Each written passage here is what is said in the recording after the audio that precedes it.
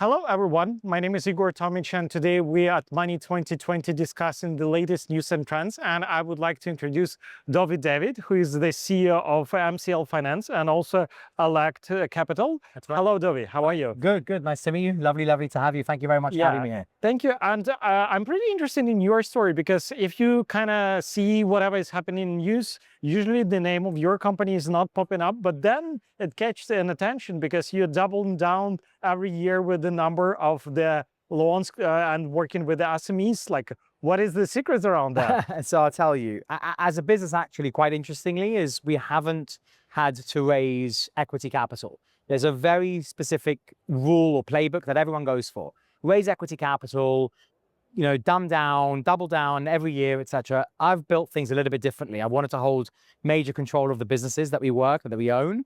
And we've ensured to double year on year, but without growing and getting equity. I know that's probably going to be your next question.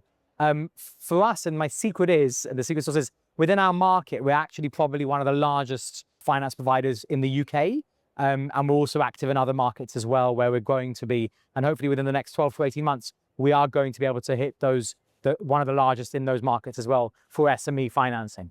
Yeah, with your question overall, the business model, I think it's kind of reversed because with the startups, everyone assuming first you get the money and then you do the business model. But let's be fair, the business is to develop the business model and then grow with the flow and growing with the revenue. So startup kind of spoiled this attention, drop the money first. So you're doing it the right way. It did, and it was quite interesting. For us, it was quite difficult because everyone thinks, you know what, to be able to build a business, you have to be losing money, you have to be gaining scale. You know what, we were able to build a business where we sell an apple for £1 and we buy an apple for £1 and we sell it for £2. That business model makes regular economic sense. When I left school when I was 17 years old, it made sense to me that you've got to hustle and you need to be able to find something that costs you less than you sell it for.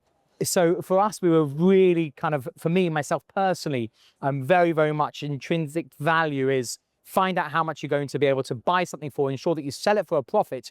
And then afterwards, the equity will come. It's been a difficult ride, but ultimately it's been, thank God, very successful. And we're very, very proud of what we're doing. So it's basically skin in the game, because if you are not putting the skin in the game and you're not investing and you are looking to have investors who will put the risk and then you might succeed or not, game changing. So it is. That's one of the drivers, I think, which gives an ability to think different way and kind of think how you need to perform rather than like somehow we will cover it. It is very, very true. And if I just add, I wouldn't advise necessarily people to go down this route because it's been a very challenging route. But the fact is that we hold the majority equity of our business, and we've got tens of millions of pounds and dollars on our balance sheet. That's our cash, So at the time of an equity sale or at the time of an investor coming into our business, they're able to see that we have put skin in the game. We have put down the risk. We're not looking to be able to say, oh, it's somebody else take the risk and we won't take the risk. We've got the risk and we take the reward as well. Well said. And UK SME credit has been a tough place, let's be fair.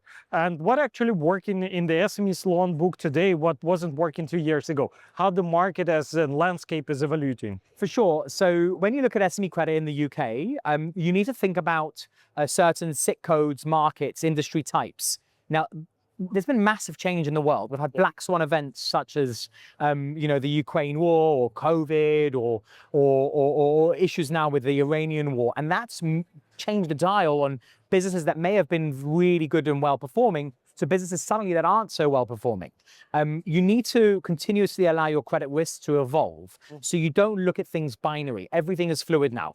Everything is fluid. You'll have a business that was poor in construction in terms of credit risk that today is absolutely 100% on it. Whereas you have accommodation that during COVID was super high risk and now is back to being a low risk industry. You've got to remain fluid, and that's how you remain on top of your game. And the question is about Elect Capital is taking the model into the United States and Canada, and SME credit is widely different from market to market. So what's actually transferable from UK playbook and what should be rebuilt from the scratch? Sure. So I'll explain to you, with everything that you look at with SMEs, you look at credit, and then you look at affordability, okay? Let's put credit to one side because credit profiles will be different in different markets. You'll have the behaviors of, some clients in some markets will just be predominantly worse than others, but the way that cash flow works and affordability is the same throughout. You'll always find that a business, it has a certain level of cash flow and it has a certain margin. And as long as you play within those two areas in terms of affordability, you can take it from the UK and you can bring it to Canada and you can bring it to Australia and you can bring it to the US and you can Many other continue markets. exactly, and you can continue to grow as we are at LX Capital on a global scale. Thank you so much for your time today and all the answers. Thank you. My Dovi. absolute pleasure. Thank you very much. Thank you.